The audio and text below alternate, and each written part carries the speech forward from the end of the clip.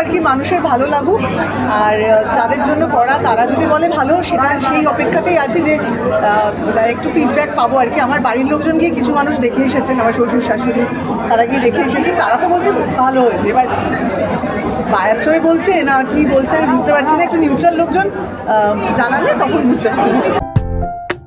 যেভাবে সিনেমাটা বানিয়েছি, আমাদের যেটা বেস্ট পসিবল এফোর্ট ছিল দিয়েছি, এবার সেটা অডিয়েন্সের কেমন লাগবে, যারা দেখতে আসছেন তারা দেখে বেরিয়ে কী বলবেন সেটা আমার কাছে খুব ইম্পর্টেন্ট। কারণ আমাদের অডিয়েন্সের ভালোবাসা আমাদের সিনেমা চলে। এবার আজকে শুক্রবার, কোইন্সিডেন্টলি আজকে 3টে শো হাউসফুল যাচ্ছে এই মুহূর্তে। সেটা আমার কাছে খুব মোটিভেটিং যে মানুষ দেখা শুরু করেছেন। আমার মনে হচ্ছিল যে এই যে অমর সঙ্গী নামটার সঙ্গে বাঙালিদের একটা অদ্ভুত টান আছে, একটা কানেকশন আছে, একটা নস্টালজিয়া কাজ করে। তো সেই নস্টালজিয়াতে আমার মনে হচ্ছিল যে এমন একটা সাজে আসা উচিত যেখানে একটা বাঙালিয়ানা ছোঁয়া থাকে। একদম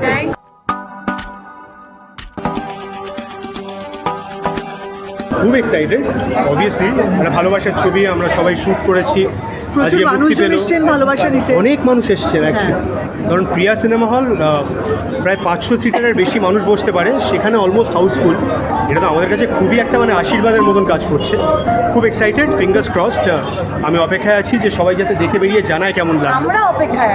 আমরা অপেক্ষায় আছি সবাই দেখে বেরিয়ে আমাদের জানা কেমন লাগলো তার জন্য।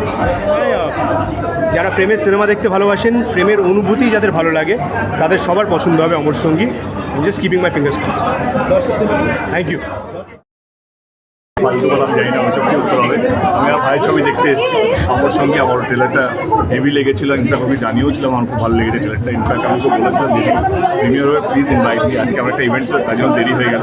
বাট আই বেশি বলতে না, ভালো কাজ করছে, জরুরি কাজ করছে, নিজের দমে কাজ করছে, which is the very important part. মানে আজকে মানে ডিস্ট্রিবিউশন থেকে নিজে হ্যান্ডেল করে, প্রমোশন থেকে নিজে হ্যান্ডেল করে, ওয়ার্কিং অন হিজ বডি। কারিয়ারতে নিজে সিক্স প্যাক বানিয়ে এসেছিল। মানে বিং অ্যান অ্যাক্টর আমারও সেই ক্রেডিট আছে। তো I can understand the kind of hard work he puts into every film and the kind of hard work he brings on film. তো আমার মনে হয় কি আই থিঙ্ক এরকম ধরনের পরিশ্রমী ট্যালেন্টকে সাপোর্ট করা উচিত। এবং যারা যারা আমাকে দেখছেন এই সোশ্যাল মিডিয়াতে তোমাদের চ্যানেলের মাধ্যমে, please give him A try. আমার মনে হয় একটা ছেলে যে প্রত্যেকটা ছবিতে দিনরাত এক করে খাটছে যাতে মানুষকে যেন ও মাতিয়ে রাখতে পারে তার কাজের মাধ্যমে। এর মানুষকে এগিয়ে আসতে হবে এরকম ধরনের ছবিতে দেখার জন্য। তাই wish all everyone please do give him A chance. দুজন দুর্দান্ত অভিনেতা অভিনেত্রীরা আছে, ওইদিকে কথা মনে পড়ে যায় অমর সঙ্গী। মানে আমার কাছে যখন নতুন সিনেমাটা এসেছিল আমি তখন ভেবেছিলাম কোনো রিমেক টিমেক হচ্ছে, কিন্তু এত সুন্দর গল্প, এত ভালো